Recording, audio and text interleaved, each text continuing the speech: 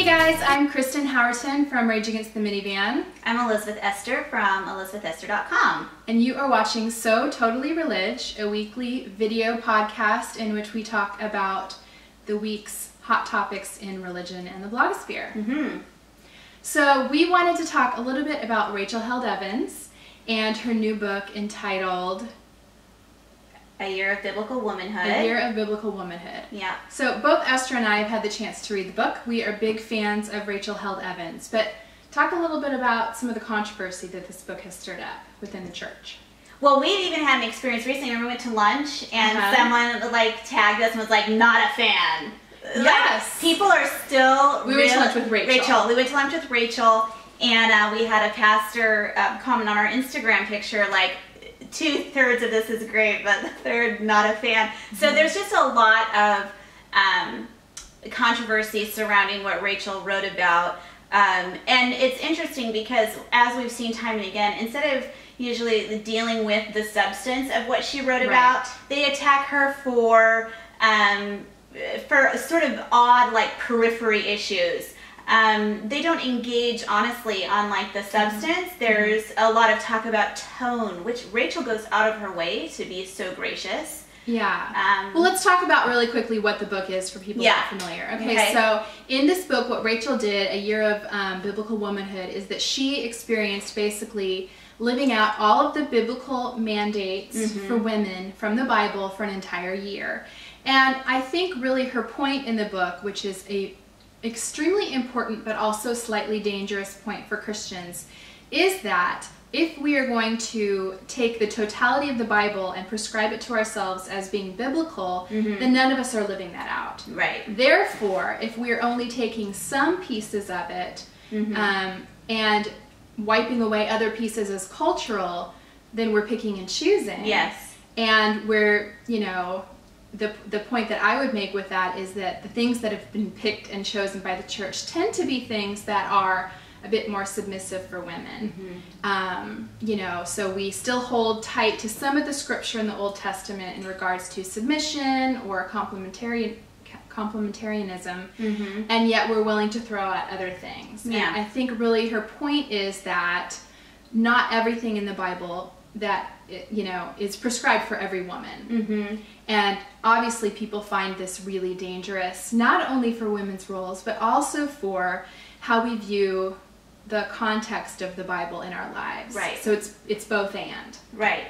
The idea that you can sort of call anything biblical, from biblical schooling to biblical submission to like everything is slapped on with this biblical label. Right. And what she demonstrates through this experiment is that it's sort of a false rendering of what it truly means. What does it mean to live biblically?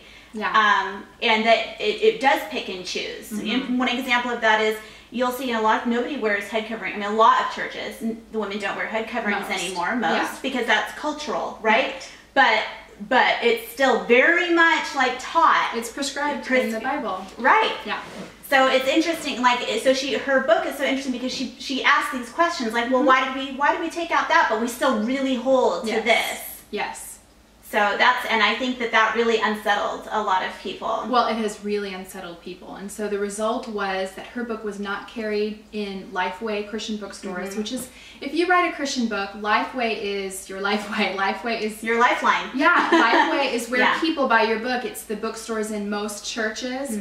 So Lifeway didn't carry her book, which is a big deal. And again, she's not saying anything heretical at all. Right. And then she's had quite a few large Christian organizations kind of come after her, even though she absolutely calls herself a Christian and even an evangelical.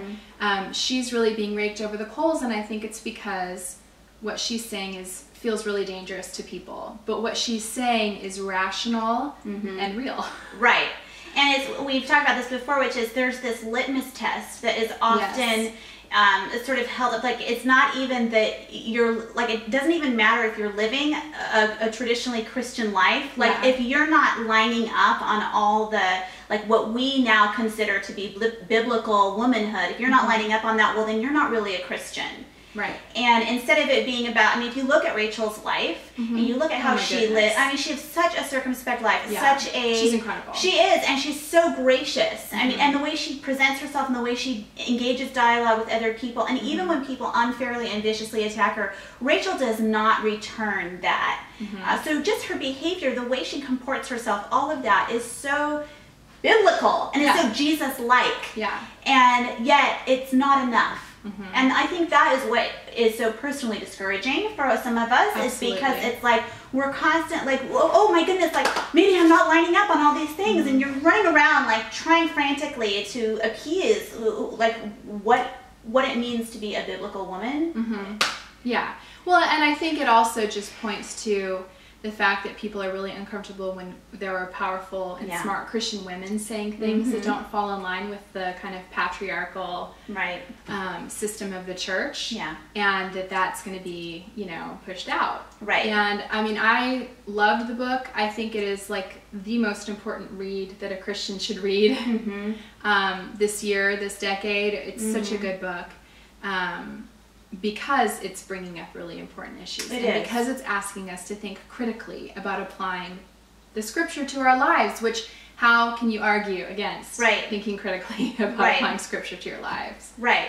Yeah, and it's interesting because this idea is very prevalent. I just saw a billboard here in Orange County that said, think biblically about everything. Yes. And it's for a local university here, Biola or something. And I'm like, think biblically about everything? Like, think biblically about how I tie my shoes in the morning. Like, this is the idea that has become so prevalent. Yeah. I mean, when I would go to some of these conferences, it would be like, you know, think biblically about teaching mathematics to your kids. Do you know what I'm saying? It has gone to this point now where it's almost unrecognizable. I'm like, do we just slap that label on everything now? Yeah. Yeah, I think it is getting a little overboard, and I think it's okay to recognize that you cannot apply scripture to every single aspect of your life, and therefore you can just try to live a good life. But that's because there are people who will say, oh, no, Kristen, we can apply it to every single, and it's a blueprint for life. Not only do you apply it to every single thing for life, it's a blueprint for how you should live your life. I mean, when I was growing up, and it was very much like, you need to go get a verse to like defend, like when before you make a decision, like go through scriptures and get a verse for that. Like you couldn't make a decision. There's this idea that like you can't, God didn't just give you a brain to think. Like you need to also get a verse to back that up. Yeah, and I don't agree with that. I think it's a guide, you know, it's a guidebook. I mean, it should like meta, yes, you should be meta thinking biblically, but not micro in every aspect of life. I don't know. Right. Anyway, I'd be curious to hear from you guys if you've read Rachel Held Evans' book, and if so, what did you think about it? And if you haven't yet, you should go out and grab it, get it, read it, and let us know what you think.